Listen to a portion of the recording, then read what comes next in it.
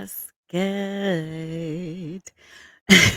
Welcome back to my channel. Thank you so much for tuning in. How are y'all today? I am feeling great.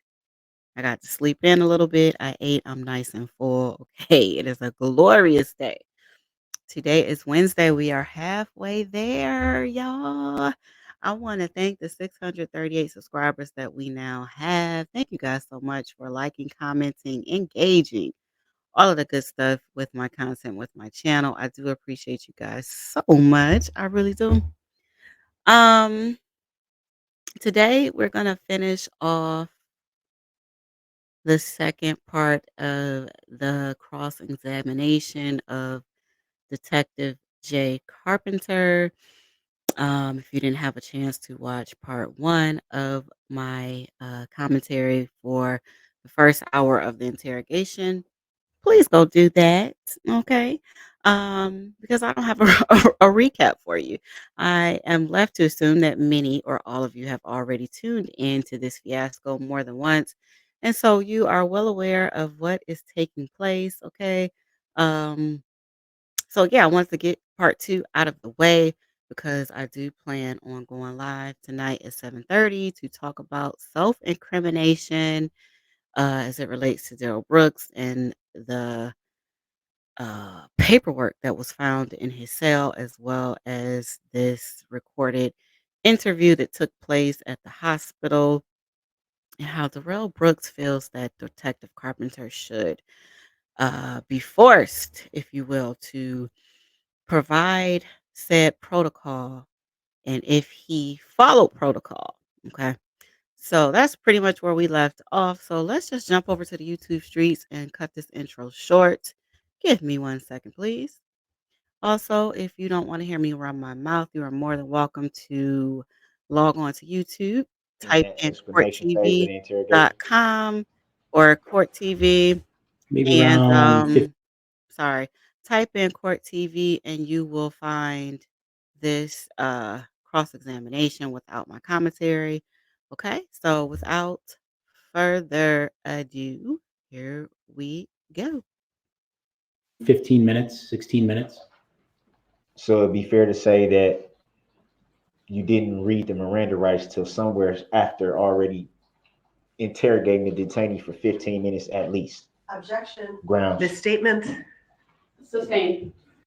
All right, so we're gonna cut in right here. So part of what I want to talk about in the live tonight will be about the statement that Darrell just made and all of the statutes that pertain to recording an interrogation, when interrogation actually start, and how Miranda rights play into that.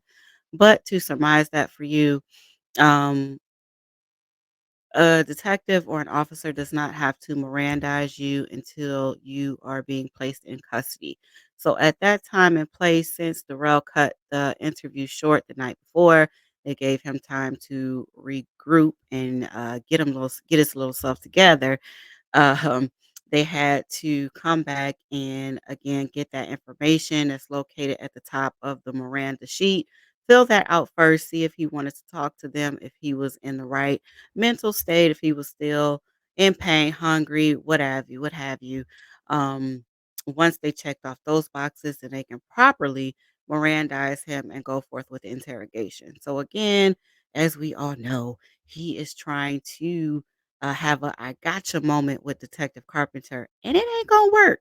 Okay, but I just wanted to throw that in. We'll go deeper into that tonight. Calls for a legal conclusion.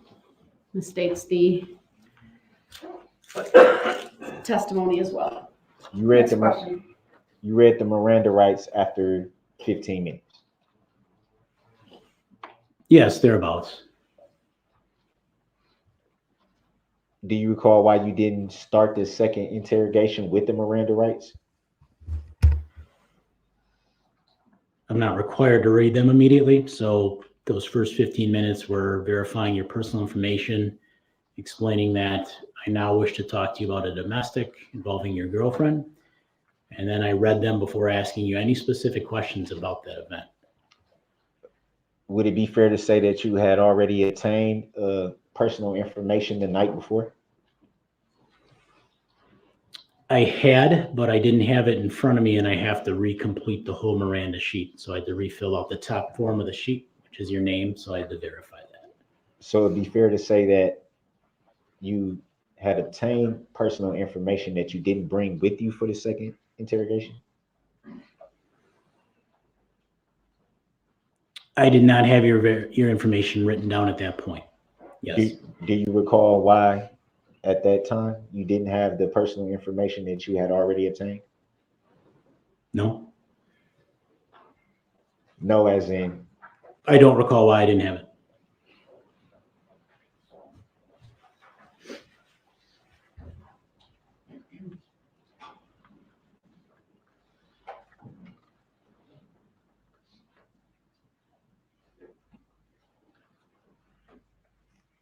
and you said you started off the second interview with information about domestic allegations.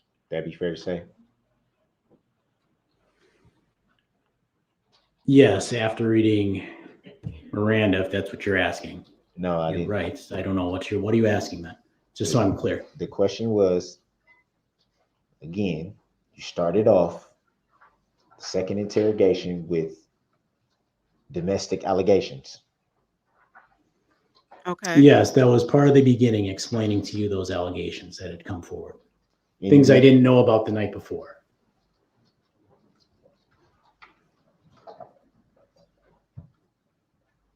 Any reason why you wouldn't explain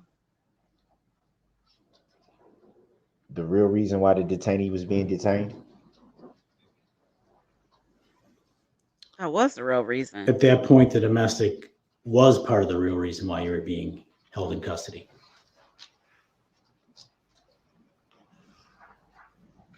Did you have any more knowledge about the incident from the previous night at that time? Are you referencing the parade aspect of it? Yes. At that point, yes, I did. And why wasn't that information given to the detainee at that time? As I explained in my earlier testimony, the idea behind the second interrogation was I began with the domestic abuse issues, questioned you about those, and then moved into the parade aspect of the investigation. And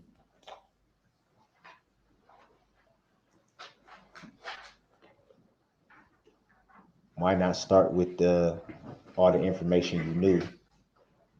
Objection, relevance. Grounds.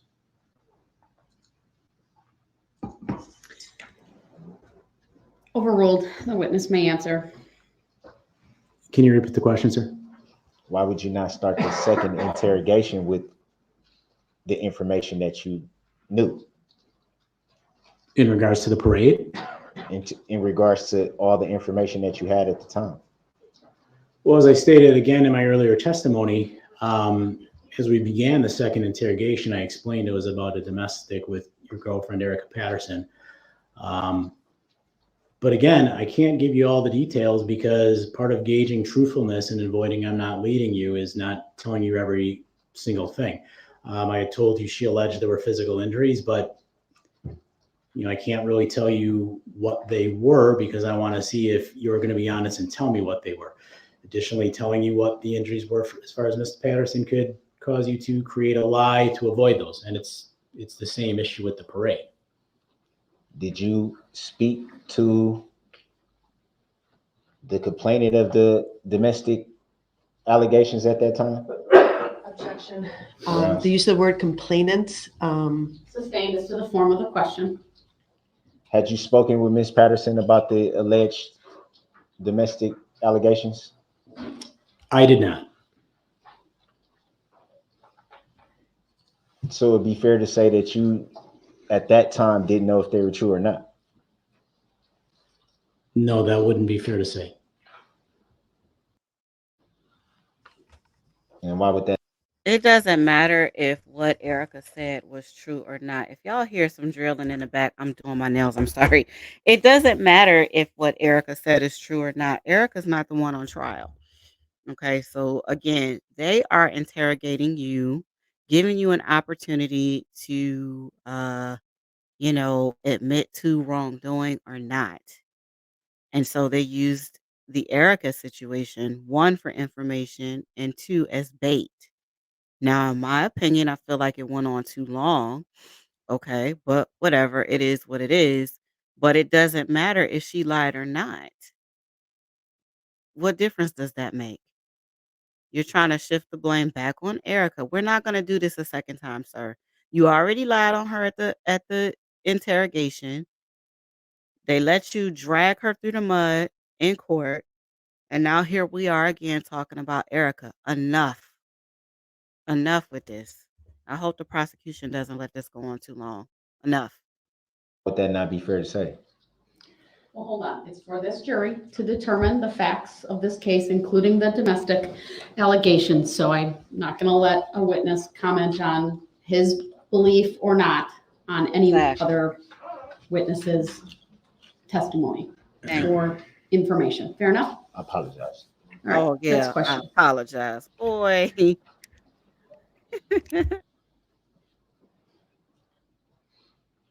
Had you at any time before the second interrogation spoke with Miss Patterson? No,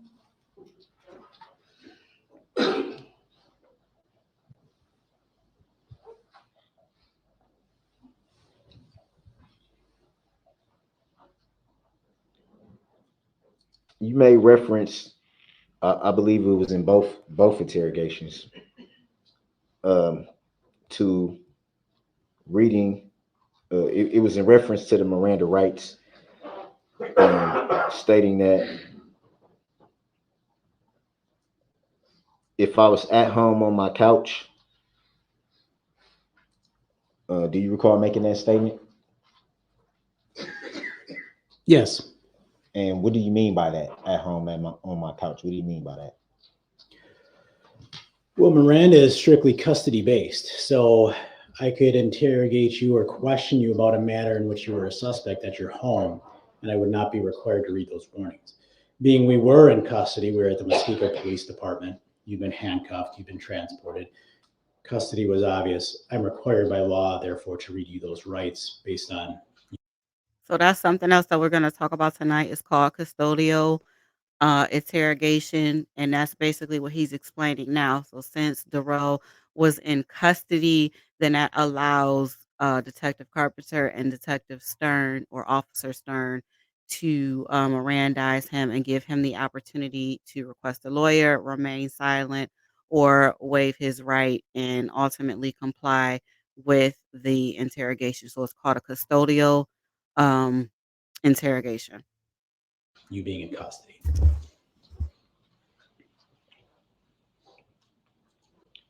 You made a reference to that. That's a requirement by law. In custody, you have to read those by law. Objection. Relevance for this hearing. I'm going to sustain that objection. I believe it's also been answered. So next question. Do you recall if those Miranda readings are to be at the beginning of the interrogation? This has been asked and answered as well. Sustained. It has. It also calls for a legal conclusion, which is not appropriate.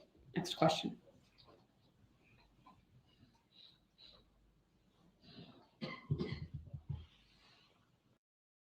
Y'all are gonna hate me for saying this, but it's gonna be said. Y'all know me. I like to speak my mind, and I really don't care who's against me.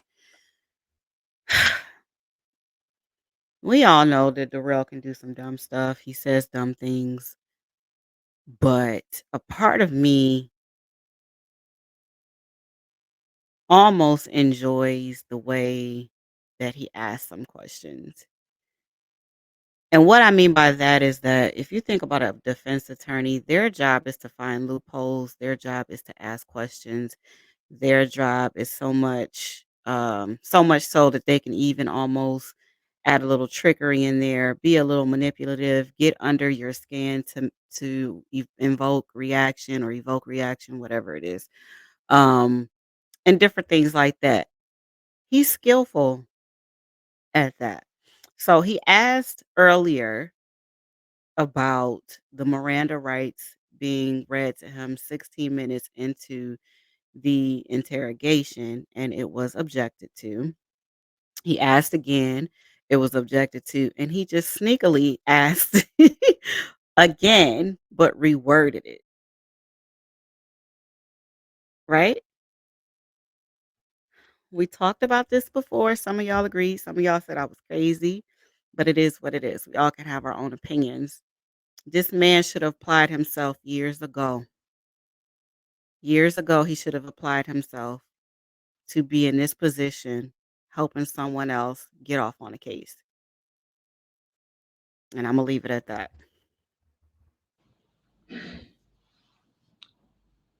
In the first interrogation, you spoke of the detainee being detained for loitering and prowling.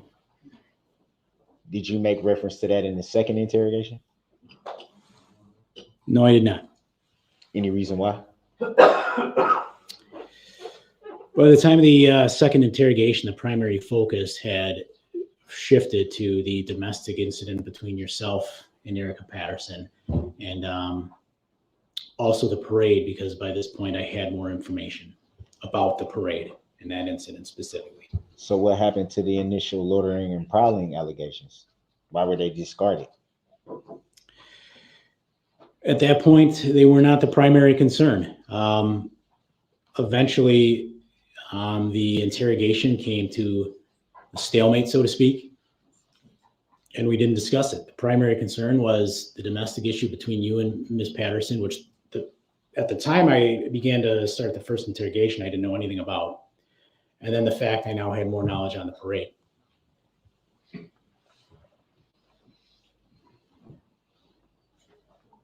So do you recall who made the decision for the loitering and prowling allegations to be discarded?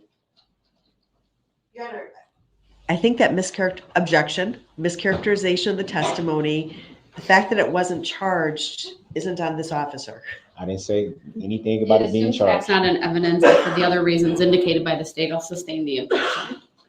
Just for the record, I didn't say anything about it being charged. Understood. My ruling stands, even with that. So would it be fair to say that in both interrogations you gave different reasons why the detainee was being detained? The explanations that I explained you did change. However, again, the domestic was not known at the time. So that circumstance changed a bit. That became something that was of importance to us. Domestic abuse is taken seriously. And again, there was more knowledge about the parade. This is not a hard concept to understand. As I've said over and over multiple times, he was originally detained off of suspicion. Okay. That is what we call gathering probable cause. You didn't want to talk the first time. They let you rest, get something to eat, all of that, while they did their work on the outside to get more information. So originally, when they arrested you, it was because people were calling the police to say that a man without shoes, without a coat, looking crazy, was walking through the winter streets, asking to use a phone, knocking on doors. We live in a time now where, that's frowned upon. It ain't like back in the day where you could just knock on somebody's door to use the phone or whatever. This was suspicious activity. So originally, they arrested you for that. In addition to, um, I think you were suspected of driving under the influence. You claim that you had an injury. They took you to the hospital to be medically cleared and to also test your blood. All right. They threw away the OVI charge or a OWI charge, and then they subpoenaed to test your blood for Mary Jane. You said you didn't want to talk anymore. They took you to a holding cell, waited 13 hours, came back with new information, the domestic, and then they were steadily getting information about the parade, and they confronted you with both. You know that. You know that. You have so much disdain for Detective Carpenter for doing his job that you just spinning a block with these questions.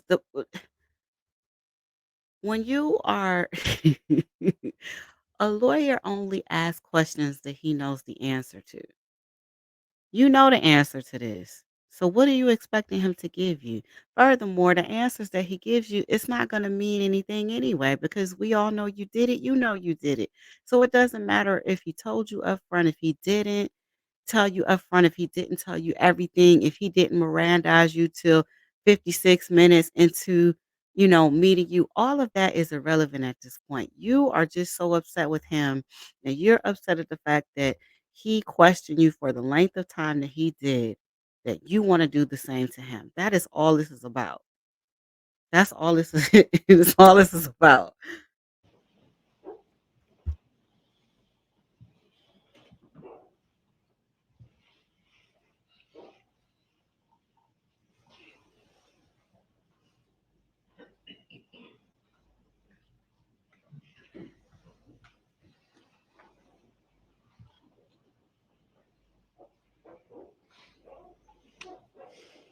Would it be fair to say that because of the change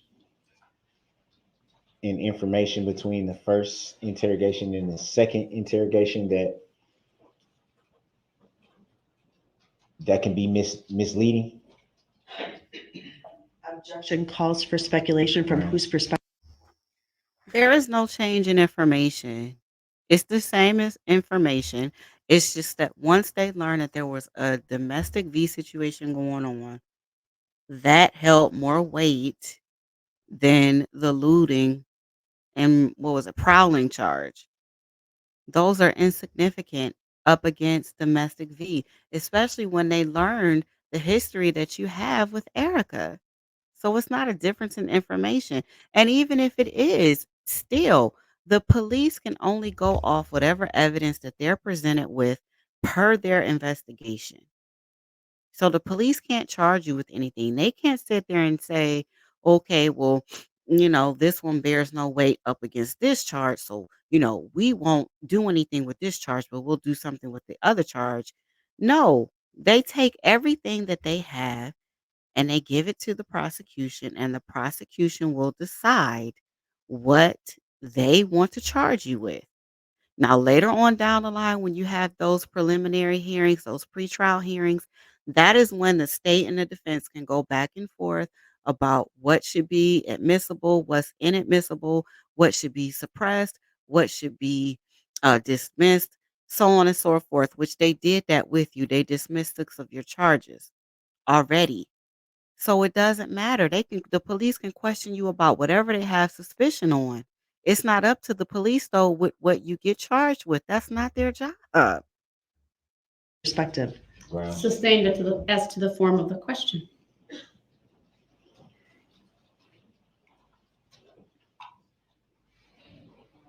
Is it fair to say that someone who is being detained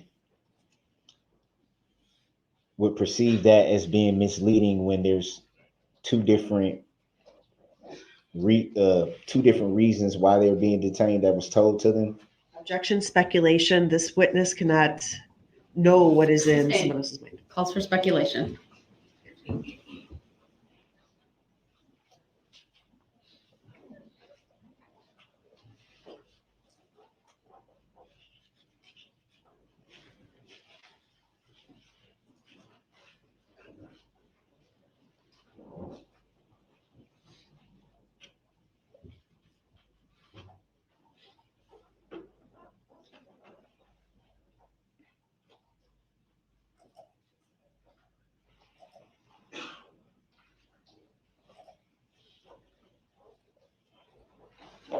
At any point in the interrogations,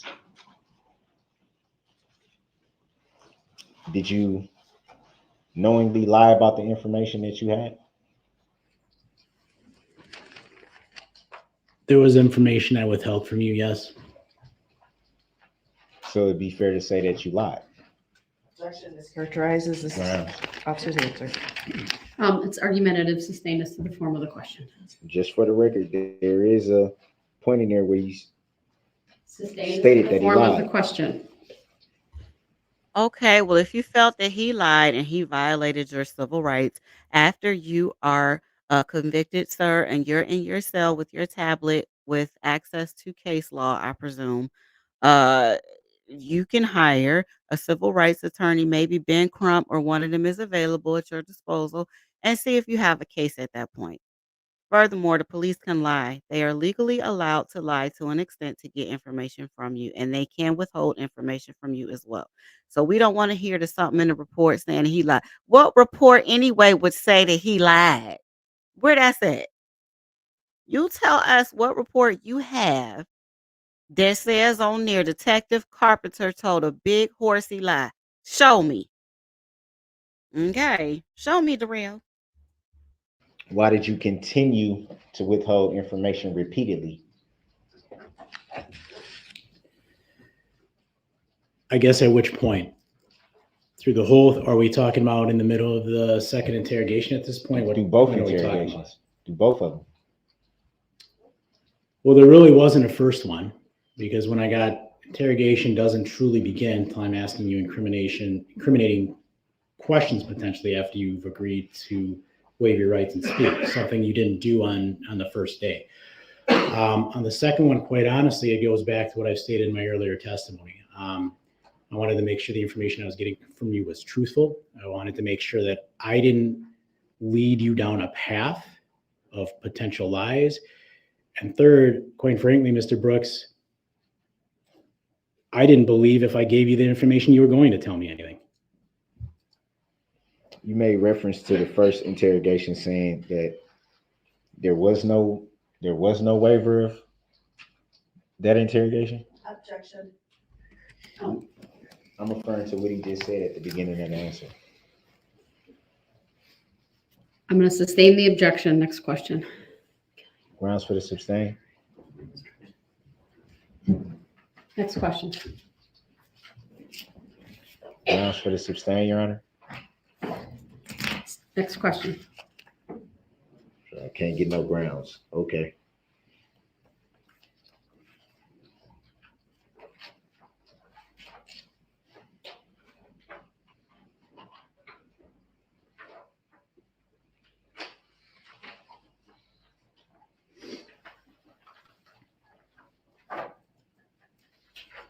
So you made reference to not being sure if you would. I'm trying to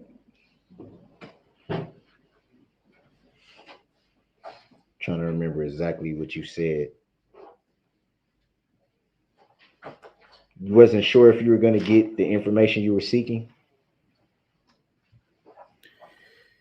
Correct. And is that what led you to lie about the information you knew? Objection mischaracterizes the testimony. Grounds.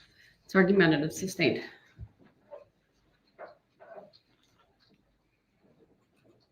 Did that lead you to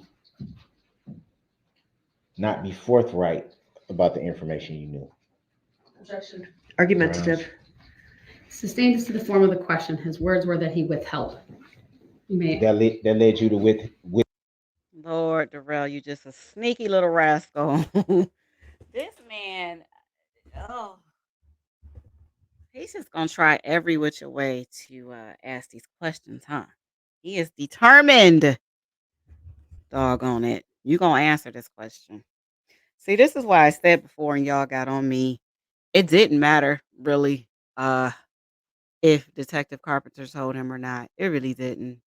Um and in my mind I felt that, we've already established him being a liar.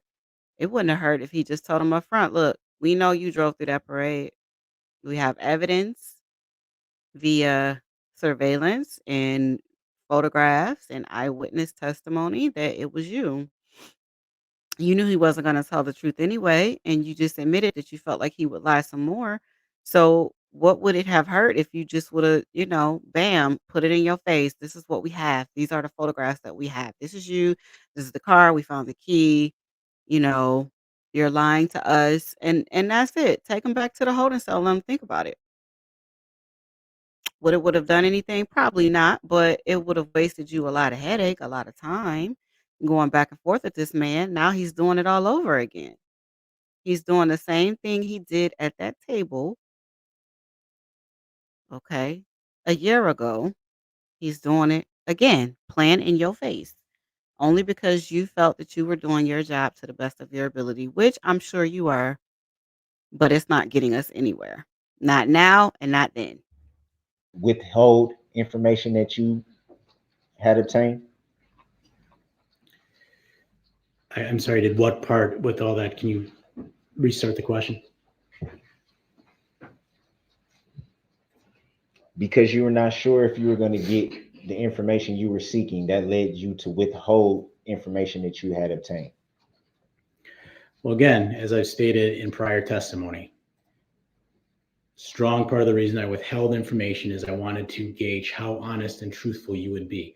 I think it's important to know you lied to me, and this was proven by evidence about your mother owning a vehicle. You know, you lied about coming out here in a tan possible Kia. So there were lies that were told at this point. You lied about being body slammed by officers. That was later Hold on. proven to I be wanna- not true. Advise the jury of a couple different things. You better let him lay those facts out. Let him lay the facts out. Judge Darrell, listen, I respect you, I do, but I feel like sometimes you come in at the wrong time. Now, you let Darrell get away with stuff more than I agree you should have, and I'm not a judge. I have not gone to law school, and I can't tell you how to run your court. However, I feel, sometimes yeah, let this man lay out them facts. He lied, he lied, he lied. Things at this point. Obviously, ultimately, the juror will determine the credibility of all witnesses and the weight of the testimony to give for any witness. So whatever any person's opinion about the testimony or previous statements or information from another individual, I'm telling you, is not evidence. But see, here's the thing. This is where I disagree with her because it's not whatever he believes. These are facts. These are facts that can be referenced. All of those things he did lie about. And that I feel should be uh put on notice for the jury. Why can't you let him say what Darrell lied about? Is it the way that he delivered the information? I'm not sure, but those are not things that he thinks that happened. Those were things that indeed happened. And Darrell's upset because he got caught in his lies and he don't want nobody to hear that. He's standing up here trying to control his temper, control his mannerisms, control the way he speaks to Detective Carpenter because ultimately he wants Detective Carpenter to look like the bad guy. You're the bad cop. You lied to me. You withheld information. I told you I didn't want to talk to you anymore. You kept talking. You didn't properly Mirandize me. I told you I didn't want to talk to you anymore, and you came back some hours later to talk to me again. You said I was just here for a domestic, but then a few minutes ago it was looting. It's not looting anymore. It's domestic. Then you hit me with the parade. Which one is it? He wants Detective Carpenter to look like the bad cop, and he's looking like, you know, this stand-up citizen that hasn't done anything bad in his life, and everybody's against him. No, let that man, okay, spell out what Darrell did. He lied. Period. I don't agree with this one. You need to determine for yourselves what the facts are in this case. And the other thing I want to remind the jury of is that an accused has the right to remain silent, and when that silence cannot be used against him, since there was a comment earlier. To the extent that it was commented on, I'm going to instruct the jury to disregard that as well. Go ahead. I'm sorry, continuing. So it just was Hold on, that. It's narrative at this point. He's going to ask his next question. Okay. If the state needs to redirect, they will.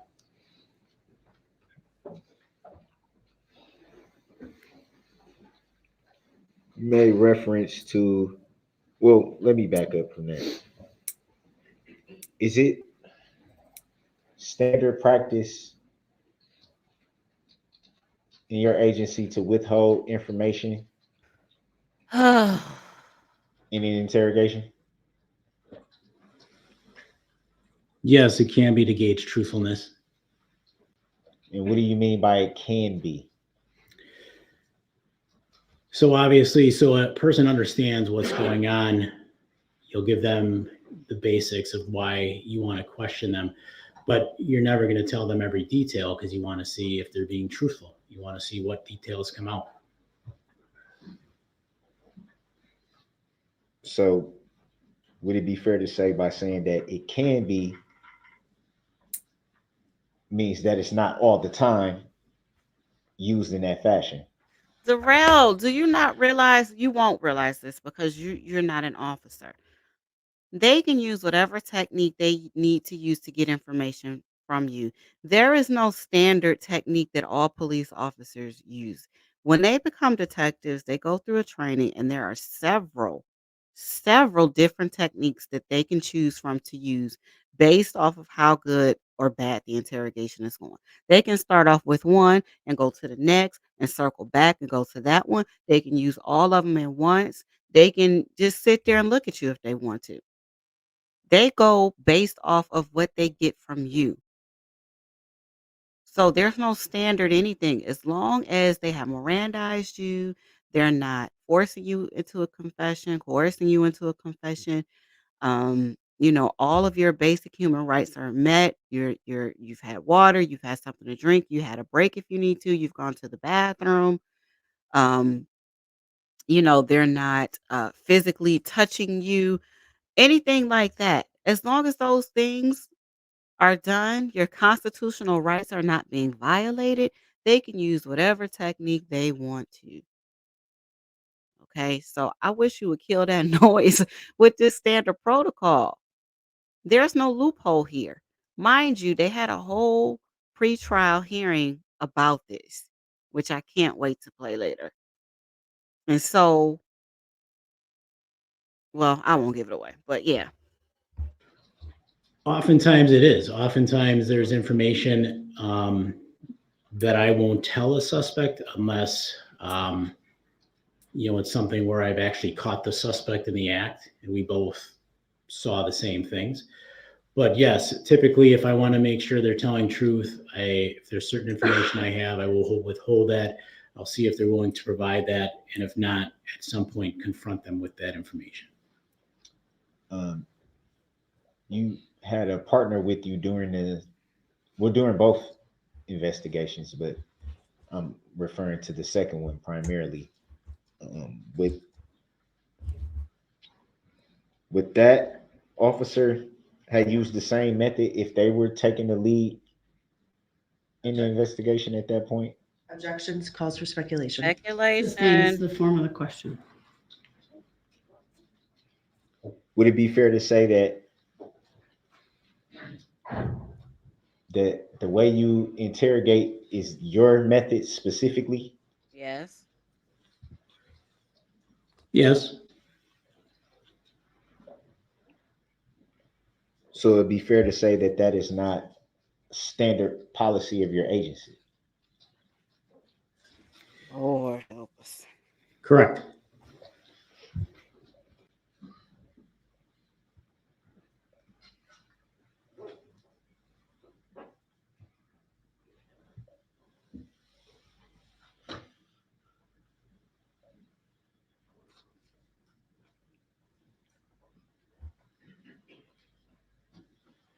You made reference to the suspect's um, family. Specifically, I'm referring to the children. How were you able to come into the knowledge of the suspect's children? I believe I asked you about them. I'm referring specifically to where they lived at the time of the incident. That was information that came afterwards. Well, actually, yeah, I don't recall. I don't remember if you told me specifically where your older daughter lived that day or not. Well, we be fair to say we saw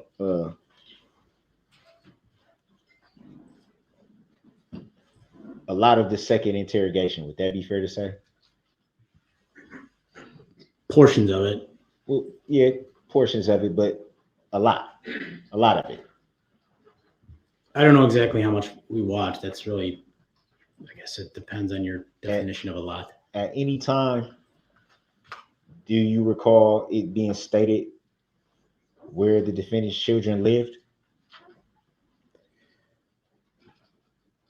Not that I can recollect watching today. Had you seen that video before today? Yes. The second interrogation? Yes. Have you seen it in its entirety? Yes.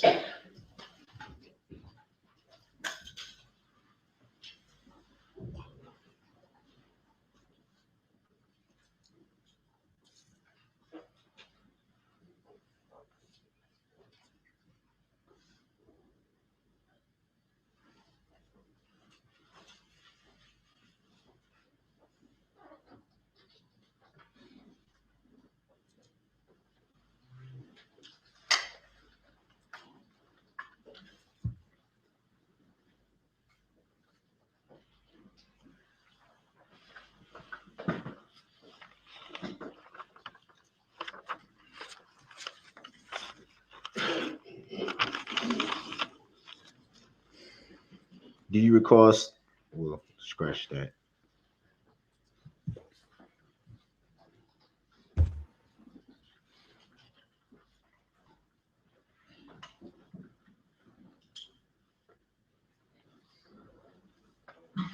In reference to the second interrogation, in reference to finding the phone, did you ever find the phone of the detainee? You're asking if I personally did? Yes. I didn't know. Do you recall where the phone was recovered? In your vehicle.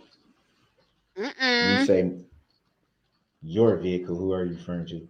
You. Your mother's red Ford Escape that you were driving that day. Uh-oh. So it'd be fair to say it wasn't my vehicle, as you stated. Grounds. Sustained as to the form of the Stop question. being argumentative, sir. And what was obtained from that phone, if you recall? I don't recall. Look in your discovery packet, Darrell.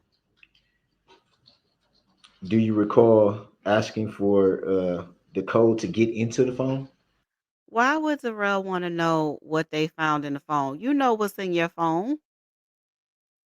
Why would you even set yourself up like that? If they found incriminating evidence against you in your phone, why would you ask him what was in the phone to make yourself look worse? Lord Darrell. Yes, sir, I do. At any time, did you learn at any time if the phone was able to be opened up? I don't know if it was or not.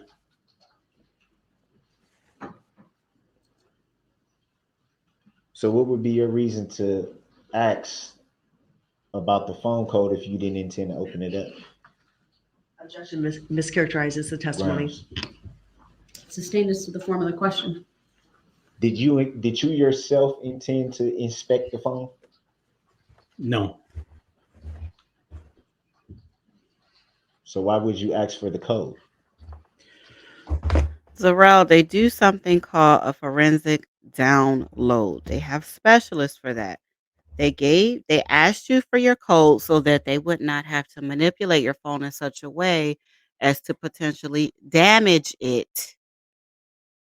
If you give them the code, they can easily go in it, extract the data, and do their investigation. You're not going to trip him up. He's very skilled. He's very smart. He's a brilliant detective. Okay. You trying. I say you trying, Darrell, but it ain't going to work. You try hard, though. Well, because for the purpose of the investigation, we have people that are trained in doing that types of thing, getting into the phone, downloading the digital evidence if they're able. So having the code would assist them in being able to do that when the time came. And do you recall if it was more than one phone that you were attempting to access? The difference doesn't matter. Yes, Did you ask for the code for, well, back up. How many phones were you seeking to gain access to? I believe it was 2. And do you recall asking for the code for the second phone? Yes, Did you inspect the second phone? me personally, Yes. no.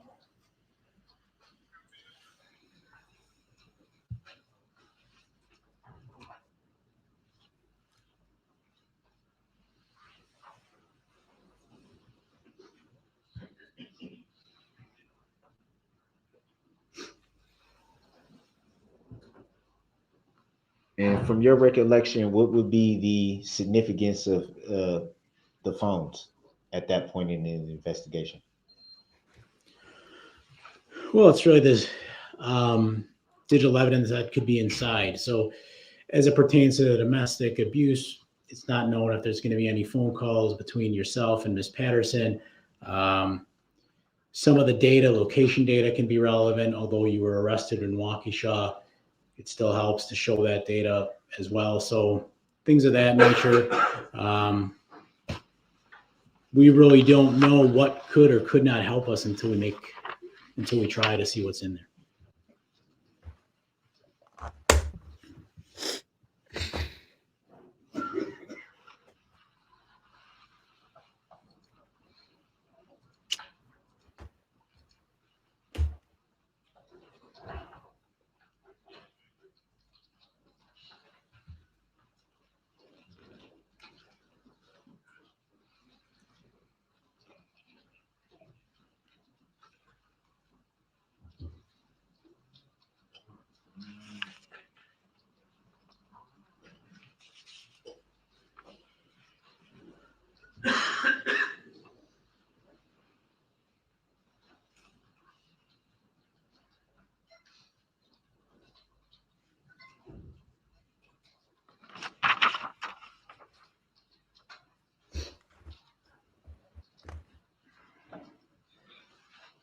At any time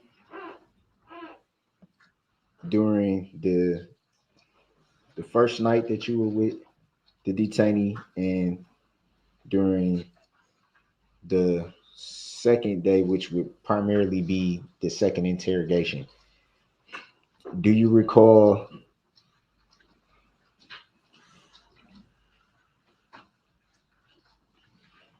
there being any drugs and alcohol in related to the detainee? As in whether you were under the influence? Yes. No, you were not. Now, how is that question going to help you? All that shows is that you were lucid. You were able to uh, be coherent enough to comply with the police to answer questions. You knew where you were. You were oriented to person, place, and time and situation. Uh, it also shows that you were lucid and coherent enough when you were operating the vehicle that plowed through the parade. Why would you ask that question? I know those attorneys that you fired couldn't have written that down for you. So you just winging it. At this point, did you look on the report and you saw that they had to get a warrant to get your blood to rule out alcohol, but they found Mary Jane? Is that what it is? Because Darrell, that question ain't gonna work in your favor, boo. And do you know that to be fact? There were no signs of impairment that I observed. Did you smell any alcohol? No, sir. Did you smell any drugs? No, sir. Okay. Did you find any alcohol or drugs? No, sir.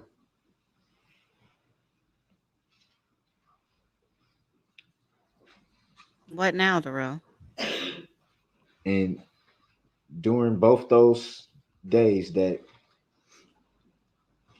the night of the first interrogation and the time spent during the second interrogation, someone was always with you when you had contact with the detainee. Would that be fair to say? Meaning you never had um, interactions with the detainee by just strictly by yourself. Not that I recall. So it was always you and someone else. I believe so. What difference does it make? Well, you were always with your partner though, correct? Well, I mean, he may have used the bathroom at a point. I don't remember. If I was ever alone, it was very short. But from the best of your recollection, you were just never, for a period of time, just by yourself with the detainee. The second day before transport, there was a period of time when Detective Stern stepped out of that interview room at Muskego. And I don't know how long it was just you and I in the room, but that's all I recall. But nothing extended from your recollection. No.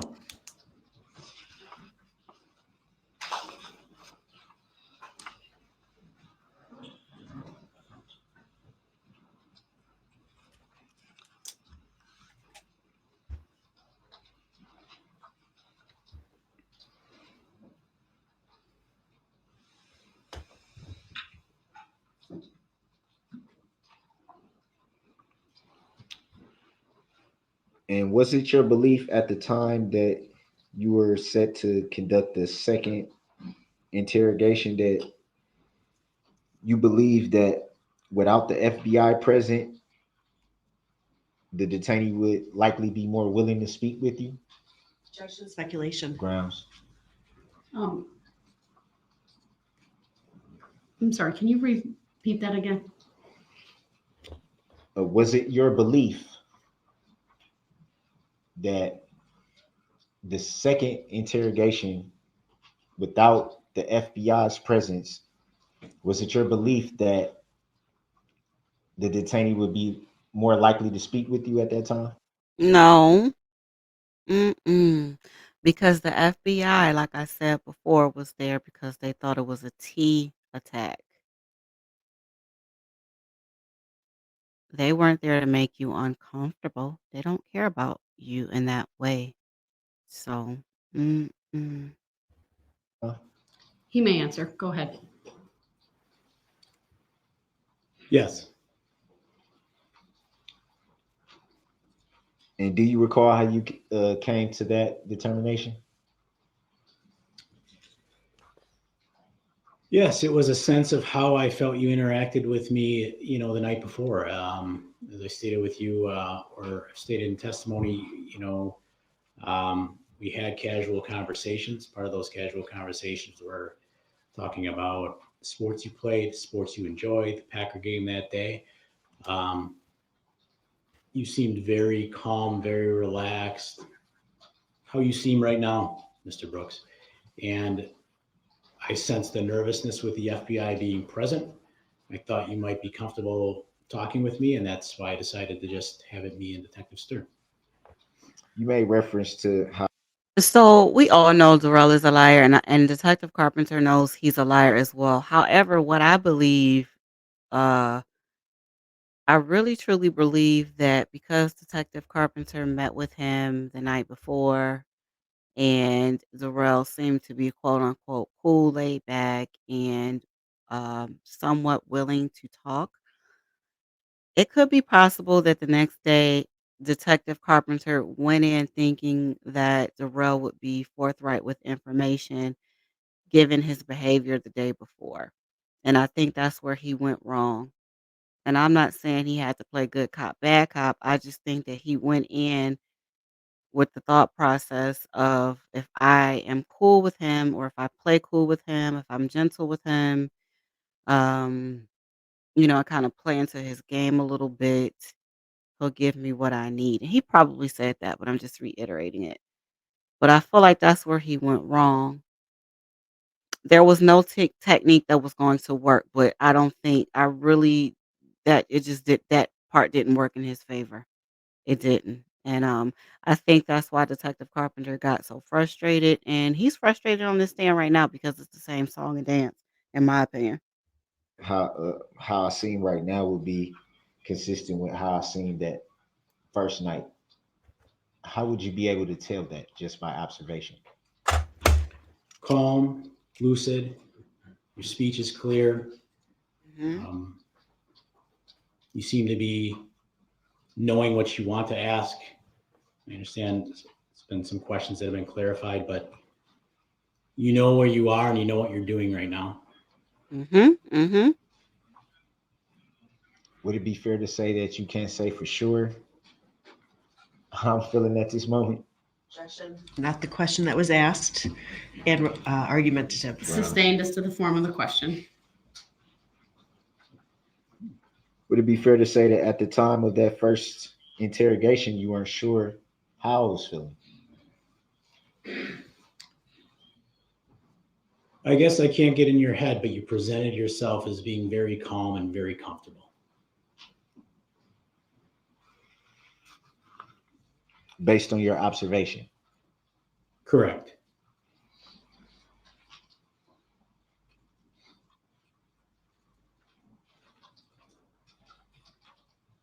Do you yourself have any training in psychology?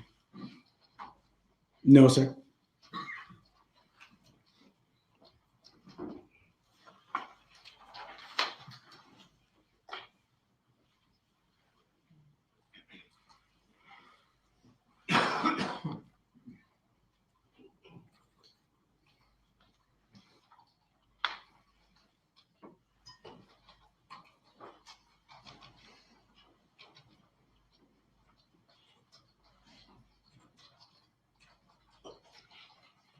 And there was a point in the second interrogation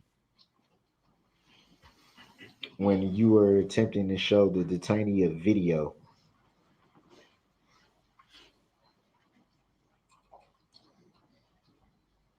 Almost as if you was forcing it in his face.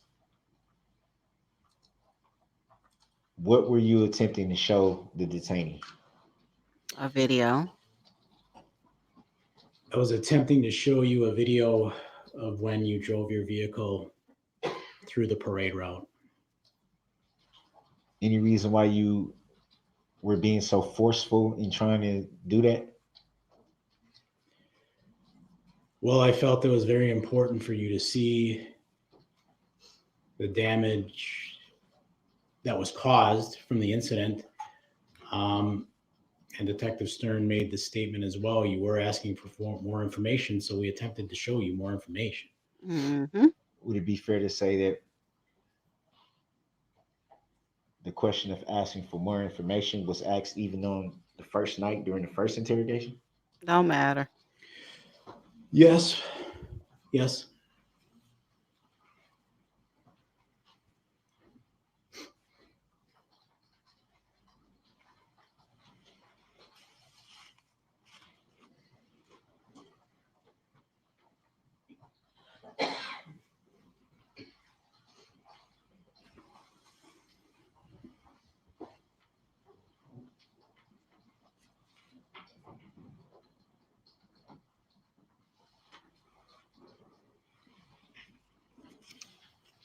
Do you recall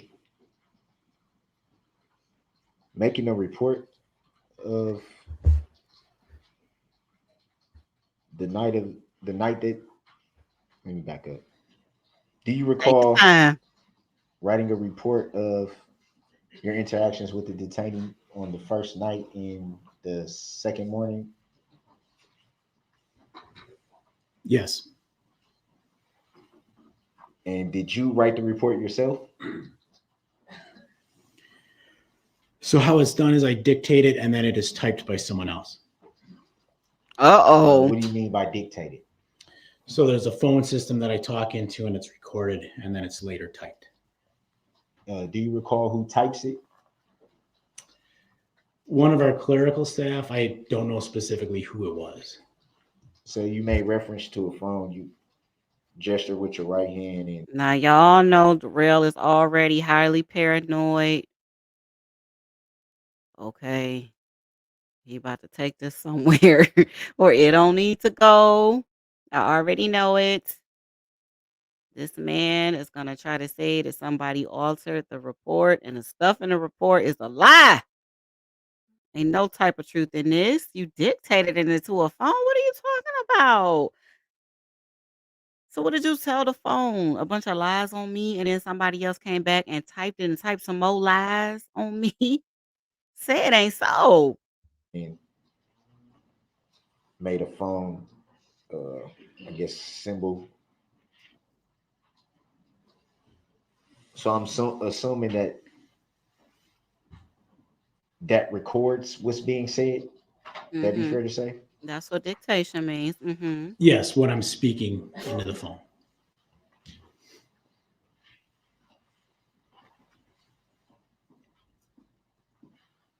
Now Darrell is gonna think like a phone that you have a conversation with. He's not thinking, oh no, this is not gonna be good. And at that time, speaking into the phone,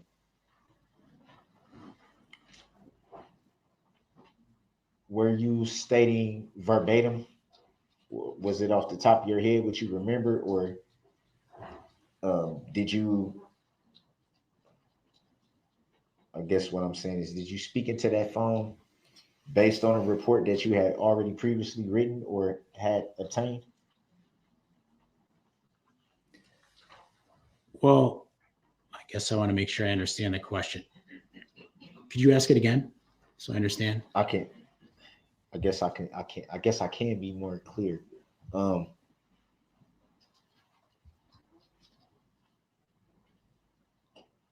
I guess what I'm trying to say is, like, by speaking into this phone, um, would that have been what you recalled at the time, or would it been based on a report that was already written by you or someone else? Okay. There was no prior report, so that what I speak into that phone and what is typed is my best recollection of the events at that time. Uh-oh. That just gave me a little clarity. I knew what I was trying to say. I just couldn't. Mm-hmm. Mm-hmm. Mm-hmm.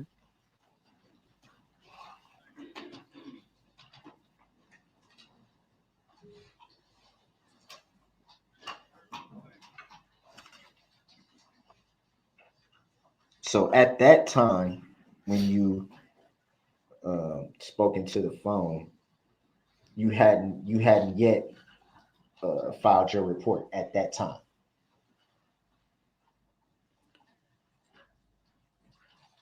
Correct. As I'm talking, I'm completing it. So it goes into a recording and then it's later typed. And then is it filed after being typed? Yeah, eventually it's sent to court.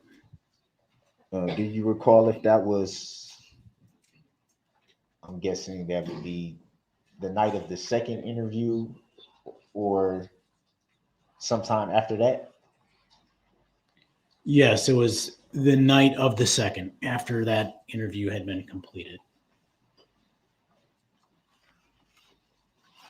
After that second interrogation, had you learned any more information additionally that you didn't have during the first and second interrogations? Yes. And did you put that into your report? I believe I did. If it's the one thing I'm thinking of, yes.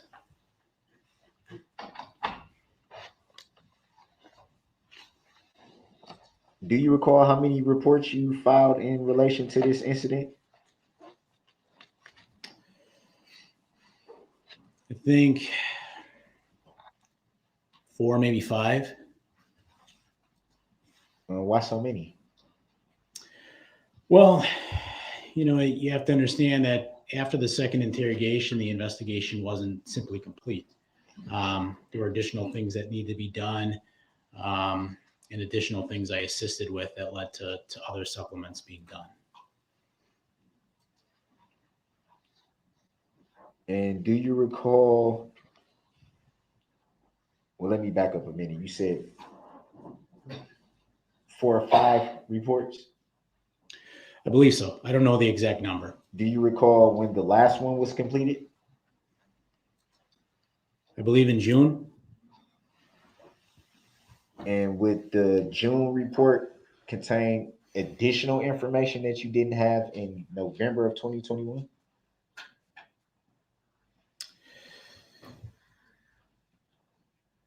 I don't recall either that or clarification. I'd have to see the report, I guess, to know exactly what you were driving at. You don't recall what you reported? Not exactly. Oh, Lord.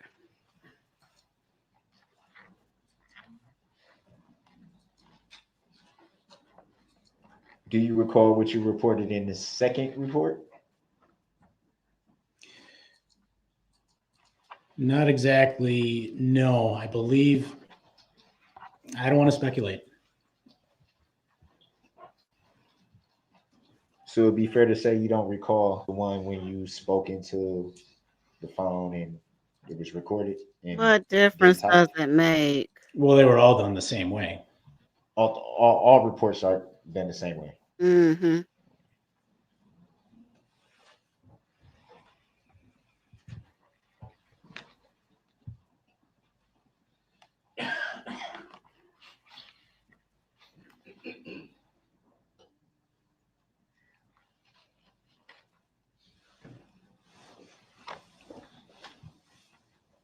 And do you recall coming to the Waukesha County Jail to serve any warrants in relation to this incident? Yes. Yes, I do. Do you remember what they were for? Blood. Yes, it was a search warrant for your jail property. And do you recall what that jail property was? Property that would have been turned over to the custody of jail when at the time that you were. So personal belongings. And what would personal belongings refer to exactly? Oh, Are you asking? It could be anything you had with you. Are you specifically wanting to know what I seized? Yes. oh, Lord. Jeans, underwear, socks, shirt, your dreads, your ID, Erica's government card, the key, the sandwich. You know what you had.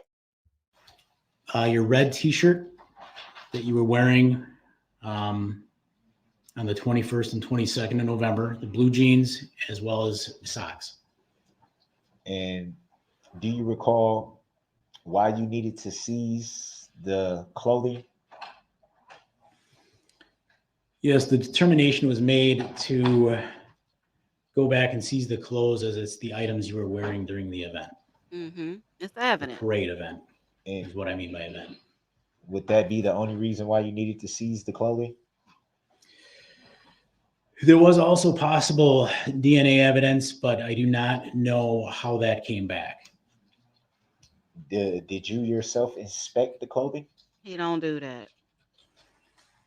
I just retrieved it from the property, put it in a bag, and brought it back to the police department. Do you recall if you seized anything else besides the clothing? Not from your property at the jail, I didn't. And do you recall if that was the only time you came to the Waukesha County Jail to serve a warrant? Correct. That's the only time I recall. Do you recall when that was? November 30th, 2021. So roughly about a week after the incident. 9 days.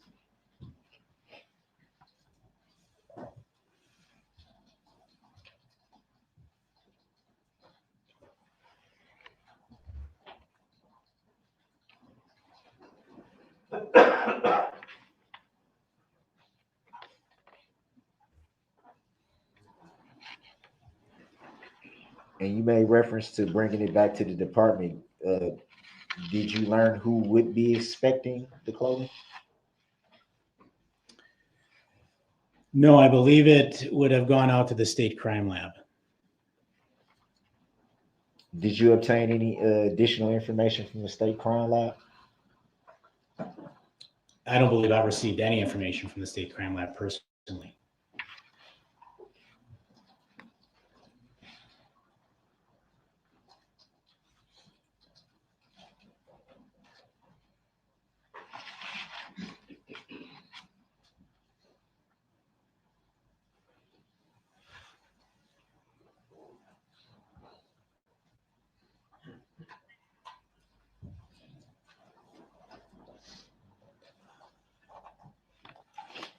I want to go back a little bit, specifically to the night of the arrest. Oh Lord. When did you arrive on scene to Elizabeth Street? Shortly after you had been taken into custody. When you arrived, what did you see? Can't recall exactly. I believe you were already in the back seat of a squad car.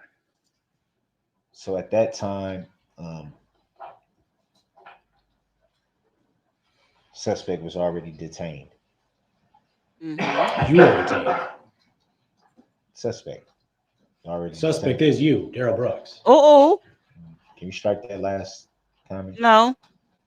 That was his response. He will stand. And did you do any search of the area at that time? I did not know. And what did you do from that point?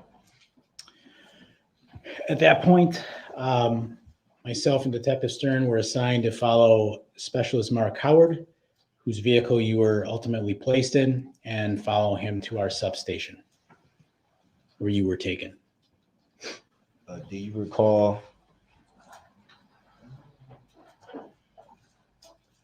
Well, let me back up. Do you recall seeing a lot of different law enforcement there from different jurisdictions? Yes, I do. And what else do you recall about the scene as far as law enforcement personnel? Basically, just that they were there. Do you recall any weapons being drawn at that point, or? I did not see any officers with weapons drawn when I arrived. There were officers with rifles across their chest, but they were not pointing them at anyone. Any distinct vehicles to your recollection utilized by law enforcement? Just squad cars, marked squad cars that I recall. Do you recall seeing a vehicle that was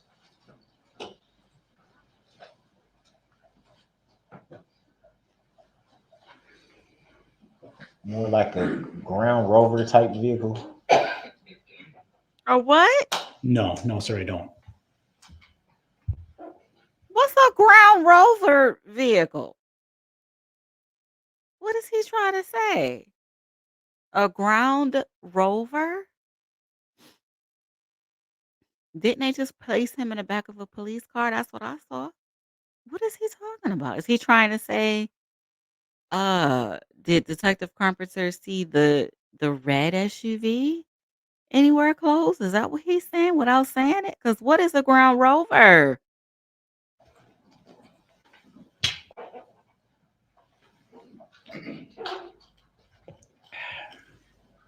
And so once you came to the scene, uh, learned that the suspect was in custody, you followed the other officer to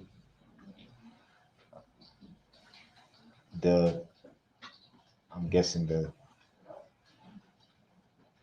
police station or whatever it was.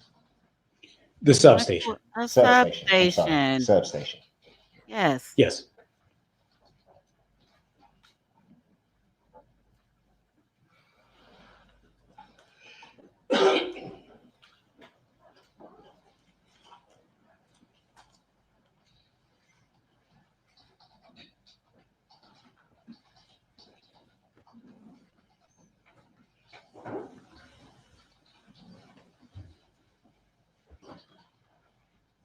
And what information did you have at that time Oh, in regards to the investigation? The information again was still very limited.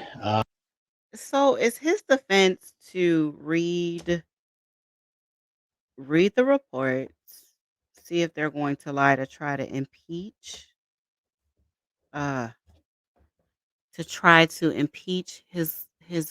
they're not his witnesses, but the witnesses. That's all I'm getting from this. You know already why he was at the substation, just like you know. You're trying to see if he's gonna lie. Okay. That you'd been loitering in the area, would receive calls, and that you were identified as a possible suspect that was in the vehicle. Did you yourself receive those calls or any of those calls? You mean as in like the phone calls? Yeah, in reference to the He's not a 911 dispatcher. They called 911. Okay. 911 relayed the message to officers, and officers do what they do to send the boys out for you. Detective Carpenter doesn't arrest anybody. He does interrogations and investigations. So why would they be calling him? Who's going to call him? the loitering. No, those went into dispatch and then they were broadcast over the police radio, which I heard. And did you immediately respond to that radio call? Lord, he done said immediately a spawn. When is this over? I feel like I'm on trial at this point. I'm tired of this. Yes, I made my way to that area.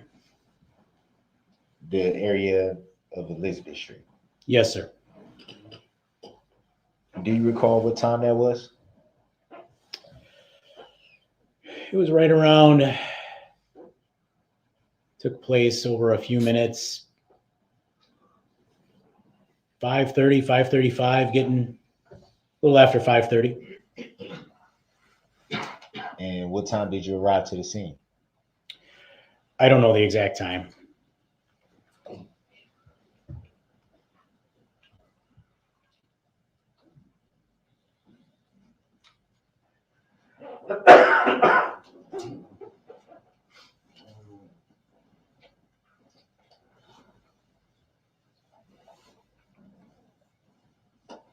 I want to go back to the phone really quick in reference to the phone. In the exhibit that we were shown, you made reference to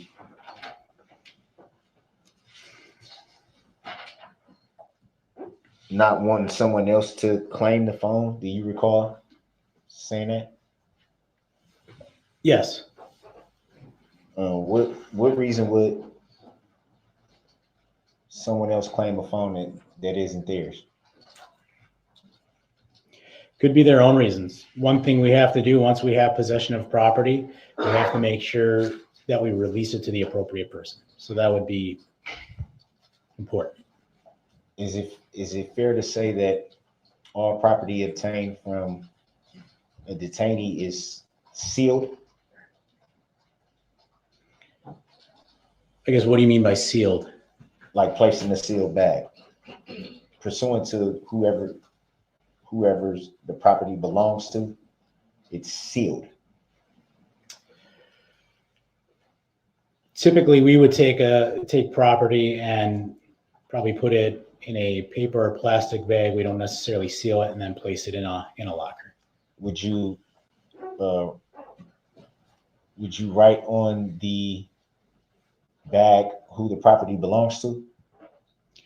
Well, if it's personal property and it's going to be returned, it would go in a locker, typically that's associated with their cell. But if it's evidence, it would go, to a different place. It depends on the type of property you're talking about. Would it be some type of identifying something? Oh, Lord. The prosecution, once they submit their charges, will then start to subpoena different forms of evidence. In this case, they subpoenaed your phone records, they subpoenaed your identification, the key fob, your hoodie, and your flip flops, the dingy clothes that you were wearing, or wherever they're at. So I don't know if they're still in the locker or maybe your mama came to get them. I'm not sure. But I guess that's what you're struggling with. Are you trying to say that nobody else should have been able to access the phone because it is supposed to be sealed? The phone was in the hands of an investigator, and they just wanted to make sure that the right personnel had your phone so that the forensic download could be completed, and then the phone could either be held for evidence or placed back into your property. What are you talking about? Like, do they zip it like a Ziploc bag? Like, Darrell, you're getting on my nerves. Let's end this already. Something to identify the property to the owner of the property. Yes.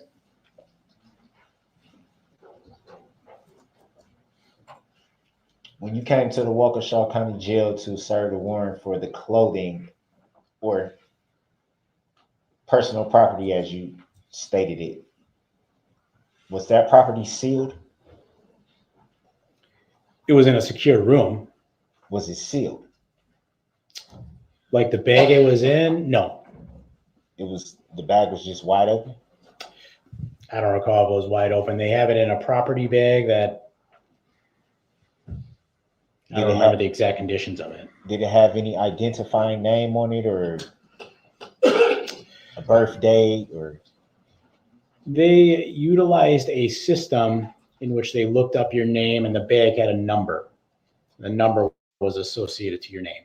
So they were able to find it that way. And then, I mean, once I got in the bag, I recognized the clothing as your clothing. So it'd be pretty fair to say that the system that they use is pretty easy to identify what property belongs to whom. It seemed to be. To get the specifics on it, you'd have to ask them. But I mean, they looked up your name, hit a number, and your bag came right across.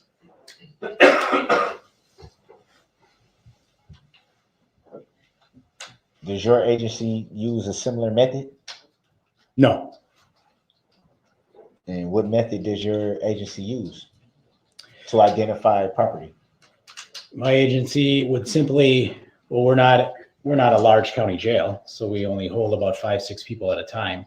We would take personal property, put it in a paper bag, put that paper bag in a locker that typically would correspond with the cell number that you were placed in.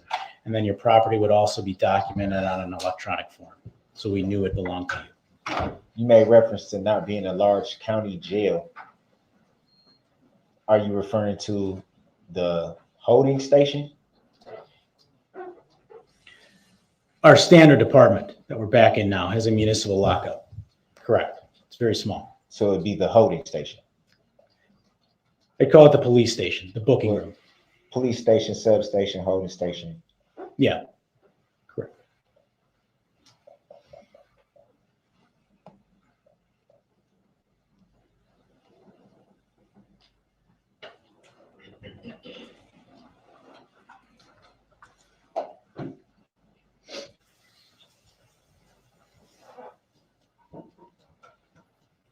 At any time during the second interrogation, were there any other law enforcement watching the interrogation from another location?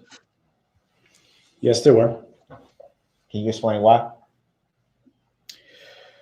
Well, again, the FBI was present in a different room because we still did not know whether there was a terrorist nexus to this incident at that point. Is that the only other law enforcement that was watching the interrogation? There may have been some of our own officers. I don't know if they were moving around the building or I don't know what they were doing. So it'd be fair to say you can't recall if Correct.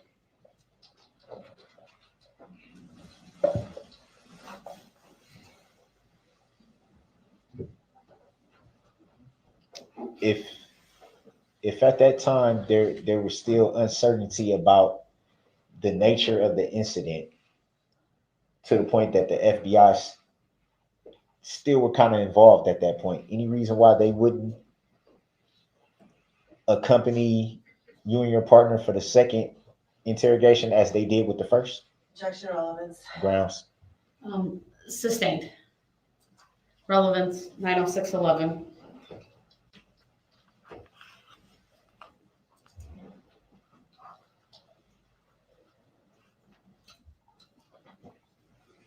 Is there any reason why the FBI can induct their own interrogation? Objection. Calls for Grounds. speculation. Sustained.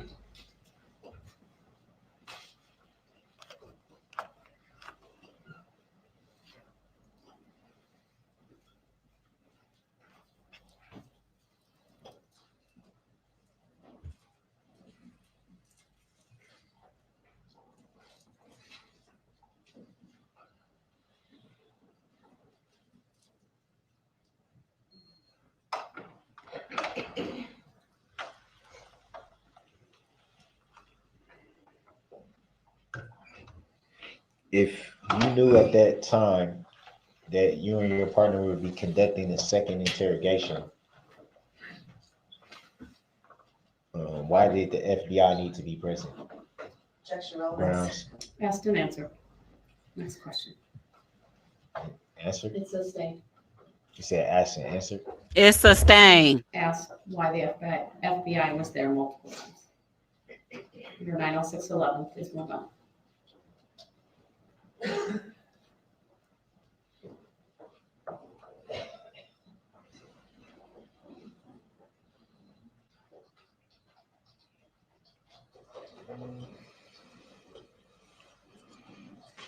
Is it standard procedure for other law enforcement to watch interrogations from another location?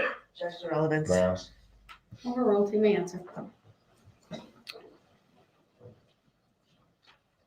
wouldn't say it's standard, but this wasn't also a standard incident. So the magnitude of the incident is what prompted the change. Yep. That's right. Do you recall who made that determination? Objection calls for Grounds. speculation relevance. He asked, do you know? So overruled, the witness may answer. So I'm sorry, just so I understand the question correctly. Why the FBI is the question why they'd be there at all? No, that wasn't the question. What is it again? The question was pertaining to standard procedures, Okay. What about it? and I believe the question was You asked who made the determination to allow for other agencies to observe the right. interview or interrogation. Thank you, Your Honor. You're welcome. I don't know exactly. Uh, I only know that the FBI became involved due to the terrorist concern. So that's why they were there. My question wasn't towards the FBI. It was law enforcement in general.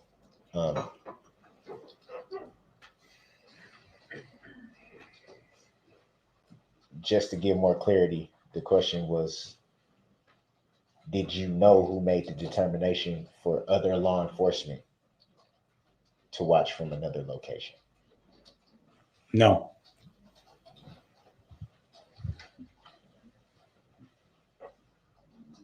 Were you at any time aware that there would be other law enforcement watching the second interrogation? I knew the FBI was coming back, yes. Did you know if there would be any other law enforcement outside of the FBI, like from your agency or anything like that? Were you aware that they would be watching as well? Objection relevance. Grounds. Overruled, the witness may answer. Not that I knew of. But you do recall other law enforcement outside of the FBI being present? Yeah, so we had an officer based on you being in our custody that had to stay in the room with you, their jail area for the night. I don't know how much of the interview that officer was or was not present for from another location. Do you recall leaving out of the interrogation room during the second interrogation? Yes. And at that time, did you speak with any other law enforcement? FBI.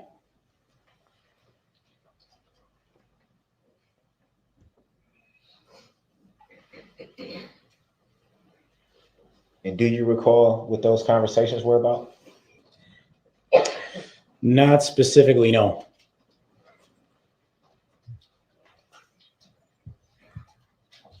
Do you recall if there was directives given by the FBI? Objection, hearsay. Grounds. Yes, do you know? Not what they were. You may answer. I don't recall if they gave directives.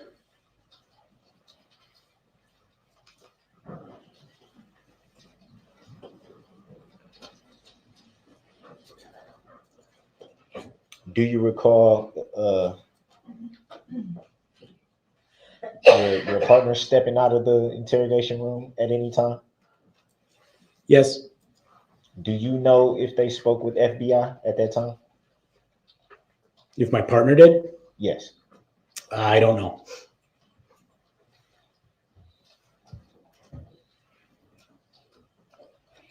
At any time during the second interrogation, did the FBI leave? Not that I know of. So, to your recollection, they were there the whole time. I believe so, yes.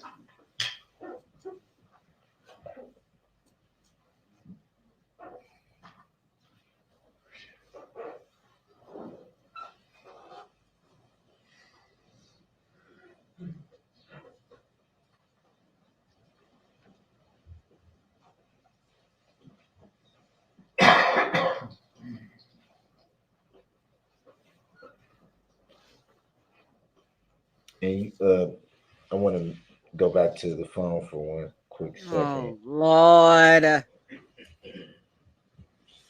How much You made a longer? reference to the kind of code on the phone. Do you recall what that was? In reference to the phones that you were intending to access. You talking about, there were two, one of any one phone specific? You talking about the iPhone? Yeah, the iPhone. I'm sorry. Yes, you gave a pattern code.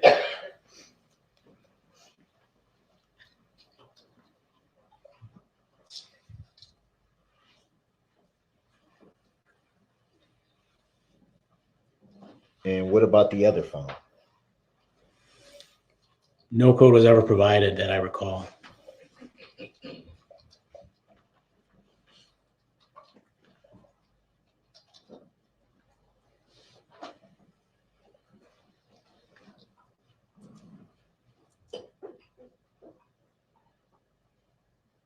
And do you recall if those two phones were placed in evidence? Yes, they would have been. And did you place them in evidence? I did not. Do you recall whom? I do not.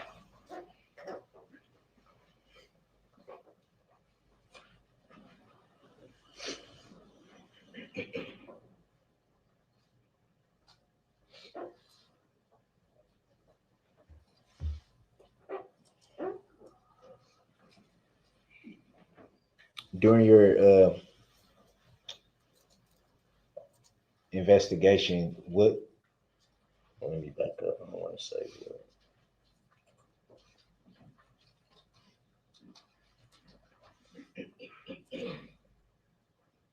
You made reference to the suspect being involved. During that initial information that you received, did you receive information that there were multiple suspects at any time? We're talking about the parade incident at this point, yes, no? The parade incident, yes. Initially, yes. So, and I've covered this in prior testimony as well. It was very chaotic early on, and there were reports of possible multiple suspects, yes.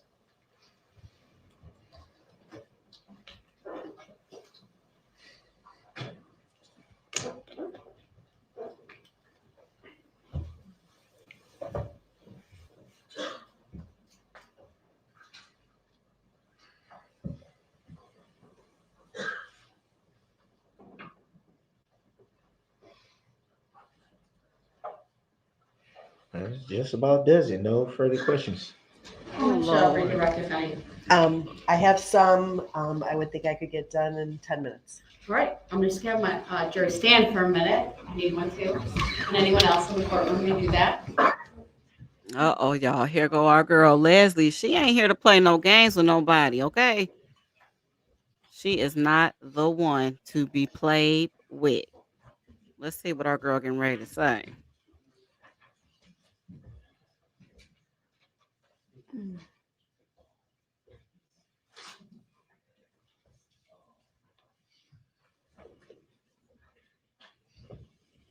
All right, thank you. Please have a seat.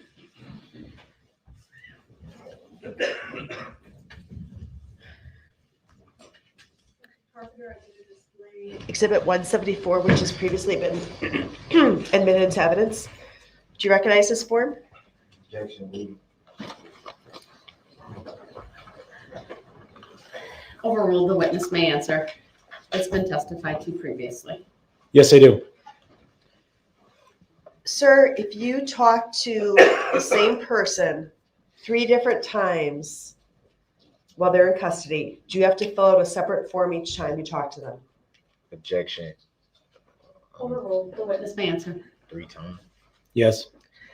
Would you have to fill out that top portion of the form each time? Mm-hmm. Yes. That's all I need for that exhibit. When we talk about, do you recall Mr. Brooks' questioning of you with regard to the recording Objection. made by your cell phone at Waukesha Memorial Hospital during the first meeting with the defendant? Objection. I don't consent to being called that name. Noted, overruled, the witness may answer. Yes, I recall. Are you familiar with the term excited utterance? Yes, I Objection, am. leading. Oh, overruled, the witness may answer. Sorry. What is that? It's when an individual, whether it be Mr. Brooks or any individual, begins making statements on their own accord in not response to a question.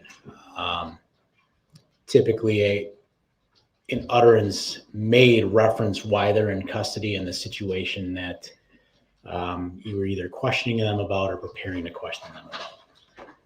Is it important to capture those types of utterances on tape or recording? Objection, speculative. Overruled, the witness may answer. Yes, it is. Would that be a reason to continue recording after an interview's been ended? Objection, answered that already. He Overruled, did. the witness may answer. It's redirect. Yes, it would. With regard to the 2 phones, you indicated that someone else located the phones in the defendant's car. Is that correct? Yes. And in order to access the contents of a phone, if it's passcode protected, do you need the passcode to enter it?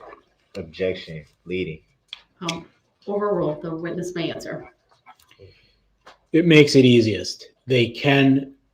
The men that do that, the men and women that do that, do have ways around it, but it makes it much more difficult without it. And would it be fair to say that there's not all software can enter into all phones without the passcode? Objection, speculative. Sustained as to foundation. Have you had experience in your position as a detective seizing phones off of defendants? Yes.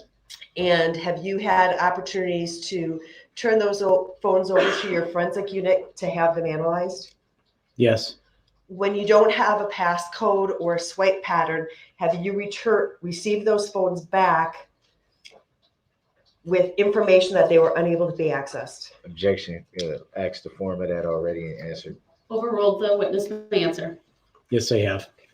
So if you're not provided a code or you're provided an incorrect code, there's a possibility, or are you definitely getting into that phone? Objection, speculative. Overruled. No, there is certainly a possibility that we would not be able to access the content. You had talked about on cross-examination your reports that you dictate over a phone line. Do you recall that? Yes. Those you testified were based upon your recollection? Correct. Do you take notes during interviews? Objection, speculative. Overruled. You may answer. Yes, I do. Do you use those notes at all when dictating your report? Yes, I do.